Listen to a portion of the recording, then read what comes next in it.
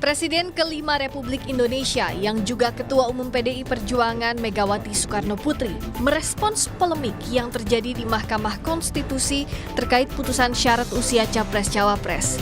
Megawati menilai putusan Majelis Kehormatan MK menunjukkan politik akal sehat masih berdiri kokoh di tengah upaya rekayasa hukum konstitusi. Megawati meminta jangan ada lagi rekayasa hukum.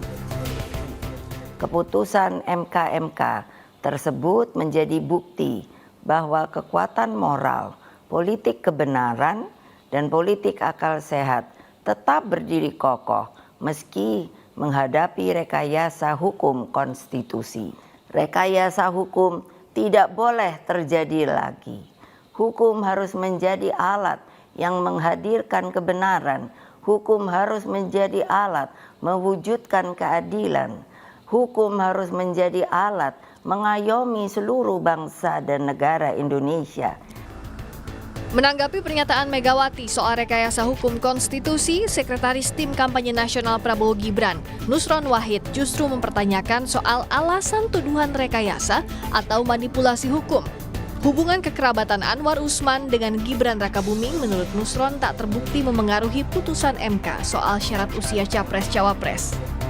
Terus kalau ada mengatakan manipulasi, manipulasinya ada di mana? Wong undang-undang mengatakan bahwa masing-masing hakim mempunyai hak yang sama. Dan Anwar Usman sendiri pun meskipun kepala mempunyai hak yang sama. Dan kebetulan posisinya 54. Dan itu dibuktikan dalam MK. Pengamat politik dari Indo Strategik, Khairul Umam menilai pernyataan Megawati soal rekayasa hukum dan kecurangan pemilu ditujukan bagi pemerintahan Presiden Jokowi yang condong ke pasangan Prabowo Gibran di Pilpres. Pernyataan tersebut juga semakin menunjukkan keretakan hubungan antara PDI Perjuangan dan Jokowi.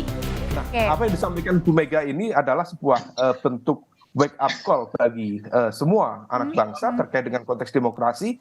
Tetapi hal yang cukup penting, Bu Mega kemudian menyatakan tadi, kecurangan pemilu yang akhir-akhir ini terlihat sudah mulai akan terjadi lagi. Nah, tampaknya statement itu diarahkan pada konteks kekuasaan yang saat ini.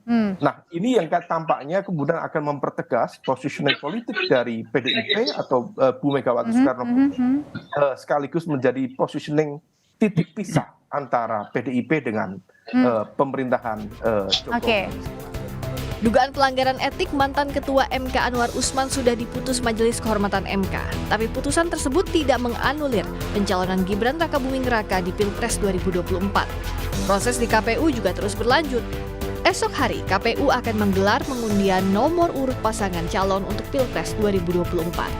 Tim Liputan Kompas TV.